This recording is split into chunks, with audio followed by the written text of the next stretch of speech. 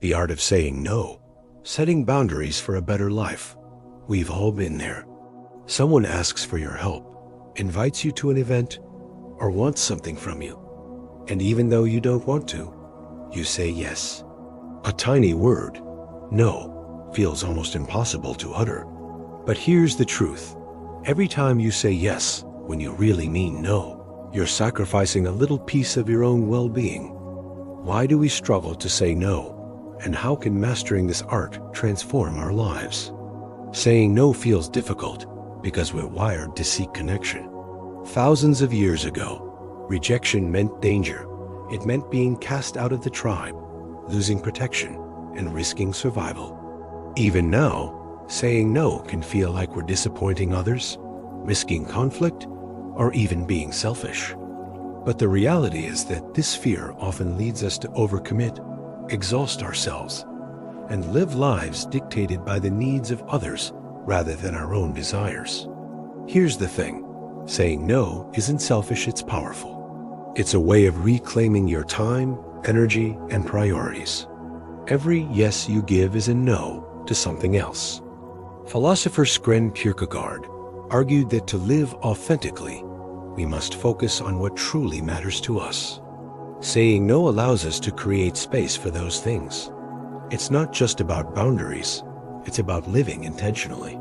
Think of your life as a garden. If you let anyone walk through it, trample the flowers, or take what they want, what will be left? Boundaries are the fence around your garden. They protect what's important to you. Without boundaries, burnout becomes inevitable. Relationships become one-sided. And your goals get buried under the weight of other people's expectations. So, how do you say no? It starts with clarity.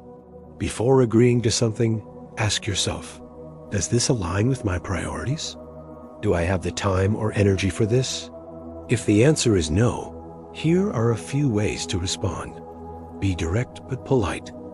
I appreciate the offer, but I can't commit to that right now. Offer alternatives. I can't help with this, but here's another idea. Use the power of silence. You don't need to over-explain. A simple, I can't do that, is enough. Remember, no is a complete sentence. When you start saying no, you might notice something incredible. Your life becomes lighter. You have time for what truly matters, your passions, your relationships, your self-care. People who value you will respect your boundaries. And for those who don't, well, maybe they weren't meant to be in your life. Philosopher Marcus Aurelius said, "You have power over your mind, not outside events." Saying no is about reclaiming that power.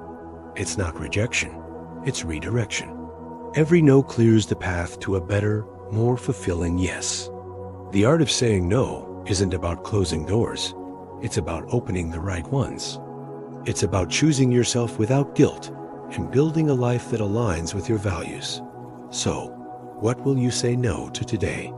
Have you struggled to say no? Share your experiences in the comments, and let's start a conversation about reclaiming our boundaries and creating a better life.